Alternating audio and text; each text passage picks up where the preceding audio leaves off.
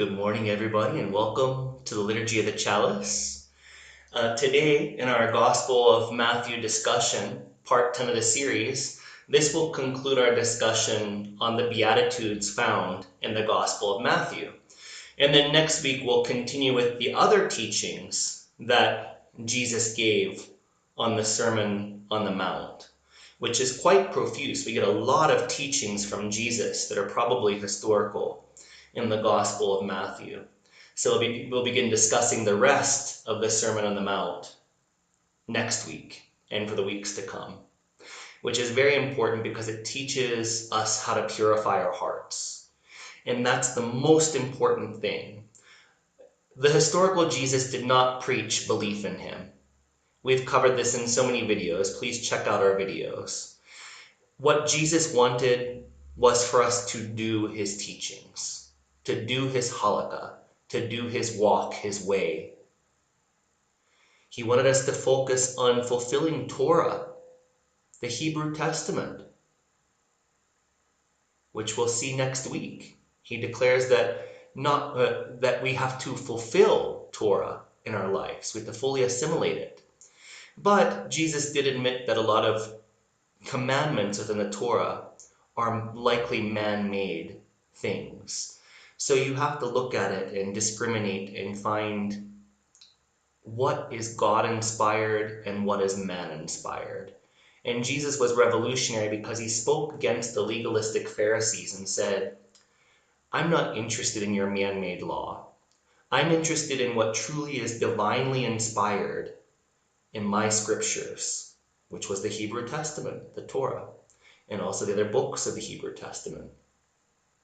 He was interested in finding the core of that teaching, the heart of that teaching, and he wanted to encourage his disciples and all those that would hear him for all future times to follow the essential spiritual principles for purifying one's heart and expanding one's consciousness into divinity, and to do that in thought, word, and deed. So let's continue with our final discussion on the Beatitudes. So understanding the Beatitudes. If this is your first time you're hearing a class in the Beatitudes, then we'll give you a little overview. The Beatitudes were not blessings, but were prophecies of the coming Son of Mankind, collective Messiah, an anointed, spiritualized humanity, a second Adam, a second humanity that has resurrected itself from selfishness and negative tendencies so that it could become anointed by God as servants or loving children of God. So for Jesus, the Messianic age had begun when he declared his proclamation about the coming of the sovereignty of heaven, the Malkuth of heaven. But the collective Messiah was just beginning to come into being, according to Jesus, or what we think of the teachings of Jesus.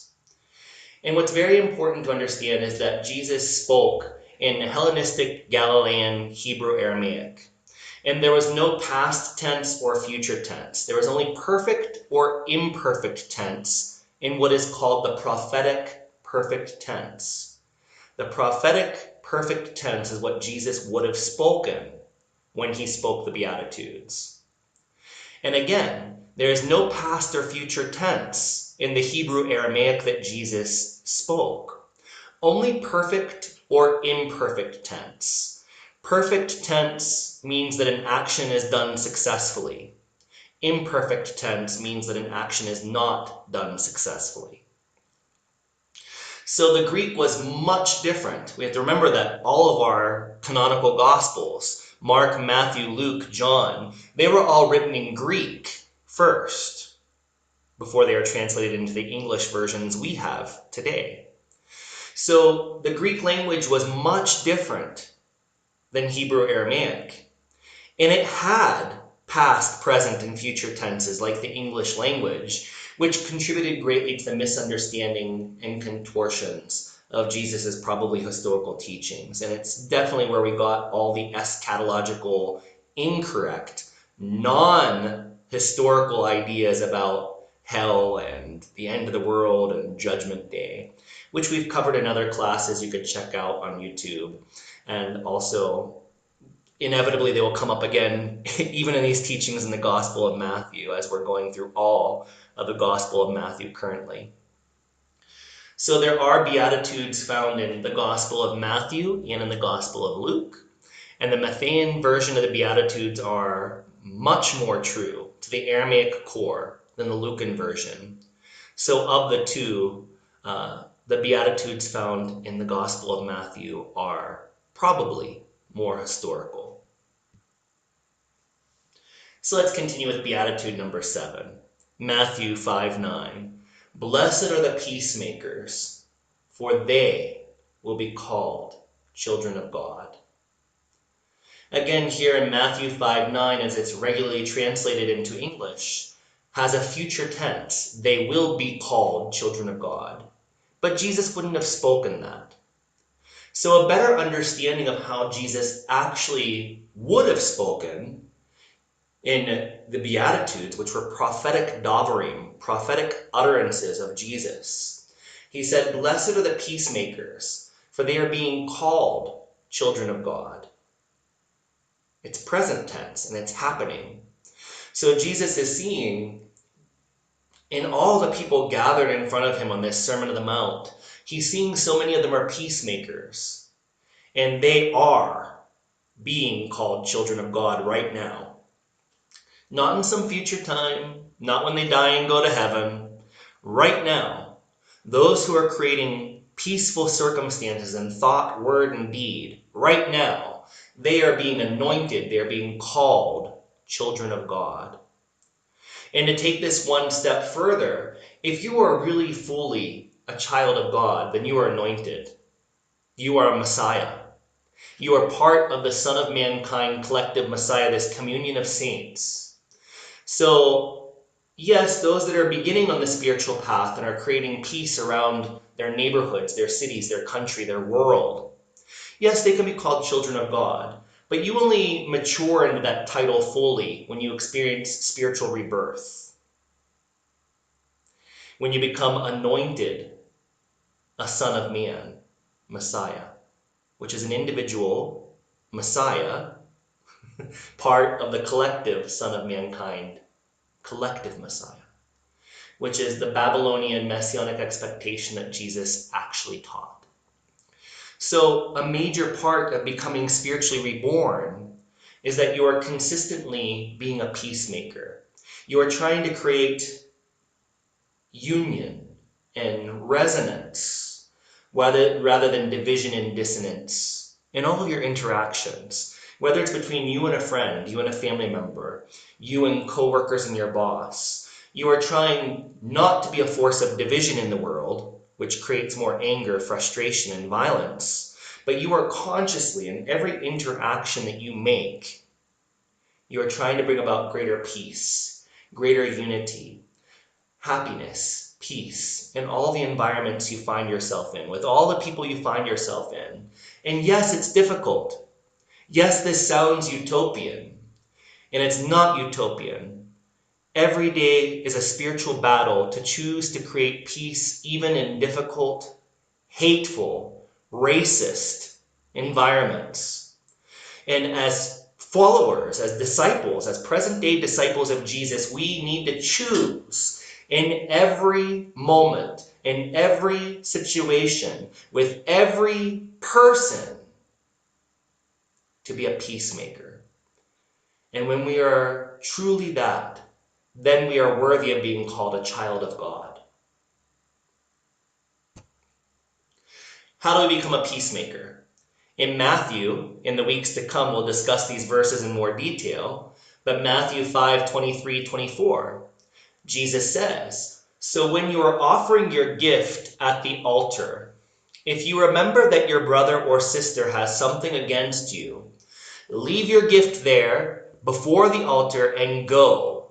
First be reconciled to your brother or sister, and then come and offer your gift.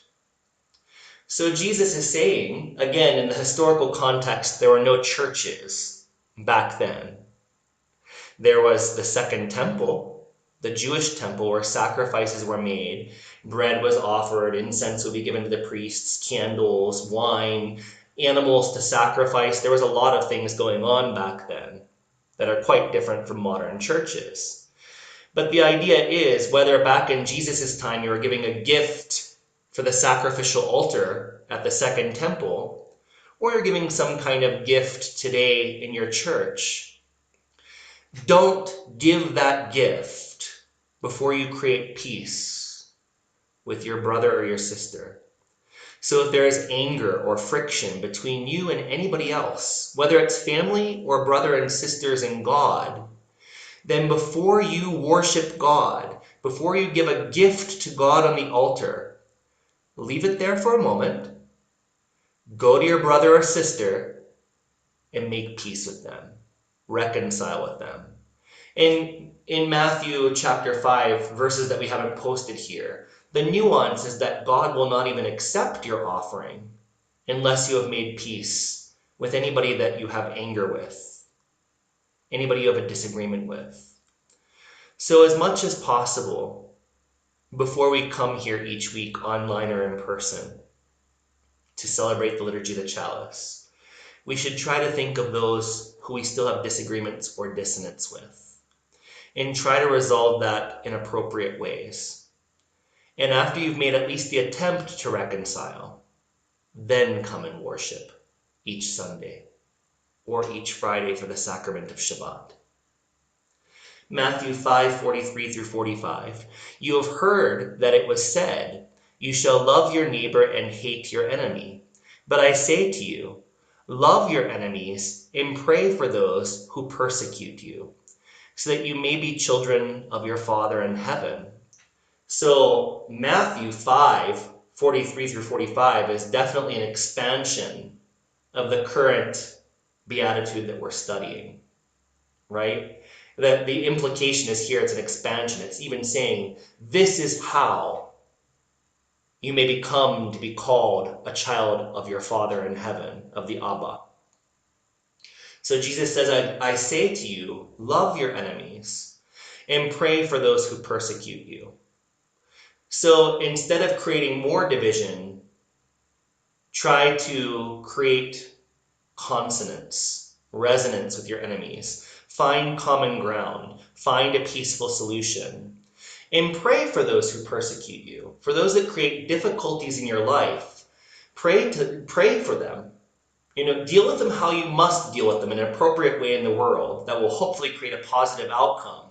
But in your heart, in your home, you pray to God, people would not be causing difficulties in my life if they weren't suffering. Please remove the root cause of their suffering in their minds, in their hearts, in their actions in the physical world. Please, Heavenly Father, Divine Mother, please remove their suffering. Because if they weren't suffering, they probably wouldn't be causing these problems. And I've discussed this in many sessions, the idea of love your enemies. Love is not a really great translation. The Hebrew Aramaic word for love that Jesus would have used was hesed. And hesed means to be fair or to be merciful to your enemies. So here it really says, be fair or merciful to your enemies and pray for those who persecute you. And on a very simple level, fairness means that you're not trying to hurt them more than you hurt them. Fairness means that if there must be a consequence for their actions, that it's fair and hopefully leads them to live a more positive life or do more positive actions at home or in the workplace after you've laid out a boundary. To be merciful to your enemies is what you're doing when you're praying to our Heavenly Father, our Divine Mother in one, the Abba. When you pray for those that create difficulties in your life and you say, please, beloved Abba, I know these people are suffering and that's why they're hurting me. Please remove the root causes of their suffering. That is being merciful to your enemy, to the person creating difficulty in your life. These are ways of creating peace, being a peacemaker. A few more ideas. 1 Peter 3:8 through 9. Finally, all of you have unity of spirit, sympathy, love for one another, a tender heart, and a humble mind. Do not repay evil for evil or abuse for abuse, but on the contrary, repay with a blessing. It is for this that you were called, that you might inherit a blessing. And of course, that blessing is to become part of the Son of Mankind collective Messiah. Yeah, to become spiritually reborn, to inherit the Malkuth of heaven, the kingship of heaven, the rulership of heaven, the sovereignty of heaven. And the impact of this underlying phrase, do not repay evil for evil or abuse for abuse, but on the contrary, repay for a blessing. That's the same idea that Jesus just said in Matthew 43 through 45, in chapter 5, 43 through 45. It's the same context. This is how you are fair with your enemy. Instead of repaying evil for evil or abuse for abuse, do an appropriate action. And sometimes that appropriate action is just creating space and not even speaking or doing anything. It's just moving away from that which is so violent in thought, emotion, or deed. And repay them with a blessing. And it doesn't have to be something that you talk to them about. It's you going into your heart in prayer by yourself and saying, Father, Mother God, a difficulty has been happening with this person. They have hurt me. I do not want to continue this painful cycle. Please, Heavenly Father, Divine Mother, may I remain positive in any interactions I might have to have with this person or people. And I pray to you, who is all-powerful and seated in the throne of everybody's heart, to transfer their suffering, to eliminate their suffering. Because, Father, if they weren't suffering, they wouldn't behave in this way. This is how you repay a blessing, by praying for those who persecute you. James 3:13 through 18. James asks his congregation, who is wise and understanding among you? Show by your good life that your works are done with gentleness, born of wisdom. But if you have bitter envy and selfish ambition in your hearts, do not be boastful and false to the truth. Such wisdom does not come down from above, but is earthly, unspiritual, devilish. For where there is envy and selfish ambition, there will also be disorder and wickedness of every kind. But the wisdom from above is first pure, then peaceable, gentle, willing to yield. In other words, not one-upping each other further and further in an argument. I have to have one more bold statement. I have to win this argument. James is saying that you should be willing to yield.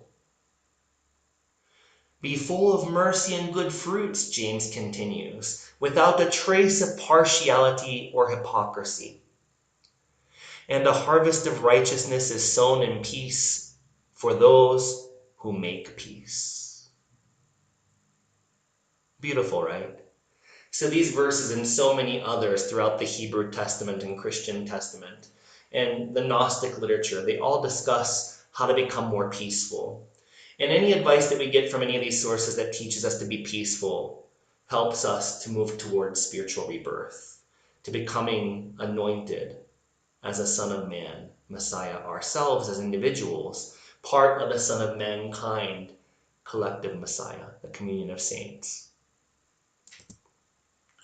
So Beatitude number 8, Matthew 5:10. Blessed are those who are persecuted for righteousness' sake, for theirs is the kingdom of heaven. So a better understanding of this is, blessed are those who are persecuted for righteousness' sake, for they are inheriting the sovereignty of heaven, the Malkuth of heaven. So we talked about what it meant to be righteous last week, so please review that video. on YouTube.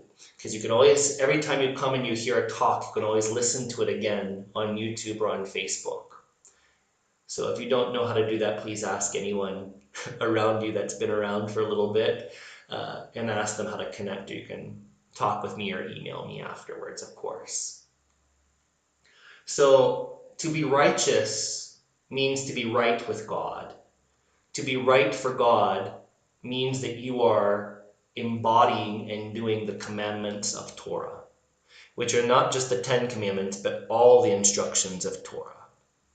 You are doing your best to fulfill every word and every letter of the Torah, of the law, and the prophets, as Jesus spoke in Matthew chapter 5.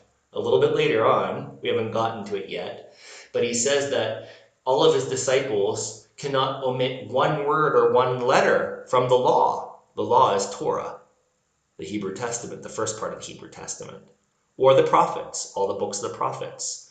We have to fulfill what the prophets of old spoke.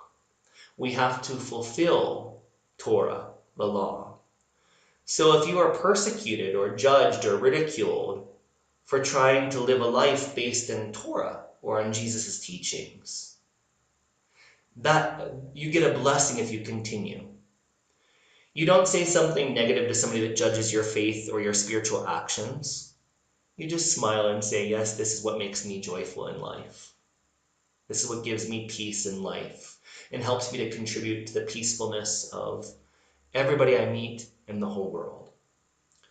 So those who are persecuted for their faith and doing their faith get a blessing from God. And those that continue to seek God and do spiritual practices to unite consciousness with God, they are inheriting the sovereignty of heaven, the Malkuth, the rulership of God. And when you inherit the Malkuth, you can only inherit the Malkuth when you become spiritually reborn, when you experience spiritual rebirth. And that spiritual rebirth means that you are becoming anointed, a son of mankind, Messiah. Because a true son of humanity, of mankind, of man, not man gender, but man as humanity, is one that works for the benefit of all of humanity, both while in the body on earth, and when we transition, we're able to do more for humanity from that spiritual position in the Olamim, the heavens. Beatitude number 9, Matthew 5:11 through 12. Blessed are you when people revile you and persecute you and utter all kinds of evil against you falsely on my account. Rejoice and be glad, for your reward is great in heaven. For in the same way they persecuted the prophets who were before you. It's very interesting just to notice that the verb tense is appropriate here. It's speaking in a present tense. For your reward is great in heaven. It's speaking of this present moment. It's not speaking of a future time or a past time. Why do you think that is? The last beatitude was also saying something that was in the present. So it seems, what I will say, there are many different ways you can say, is that I do believe that the Greek writers, they were trying to work with Hebrew, Aramaic, oral traditions from Jesus. They're trying to work with what they read in the Greek Septuagint, which is the Greek version of the Hebrew Testament. So I think sometimes they just made mistakes. And when you translate from one language to another, it happens. Where you don't always have the best translation, but you have something that you believe is close. And this makes a lot of errors in the probable historical teachings of Jesus in the Greek canonical Gospels, right? But here, they got it right. They're speaking of a present tense. So, again, it says, blessed are you when people revile you and persecute you and utter all kinds of evil against you falsely on my account. So Jesus is speaking to the people that were in front of him 2,000 some years ago. Jesus was speaking against Pharisees and Sadducees. He was speaking against the temple establishment. He had a lot of people that hated him for interpreting Torah in such a heart-based, independent of the Jewish priesthood manner. He said that you can purify yourselves by following Torah. You don't need to sacrifice in the temple. You don't need to follow these legalistic interpretations from these Pharisees. You can purify your heart simply by doing these teachings, doing them, embodying them, loving them. But because I'm speaking in a way that goes against the grain of contemporary society, people will hate me, and because they follow you, they will hate on you. But if you do not return evil for evil, if you do not return abuse for abuse, but you bless everyone with your smile and your joy and your peacefulness, if you do not return hatred for those that hate you because you follow me in my teachings, you receive a blessing. And rejoice and be glad, because that blessing is a reward in heaven, in the Olamim, in the higher spheres, when you become part of the communion of saints. Let's continue with the Liturgy of the Chalice.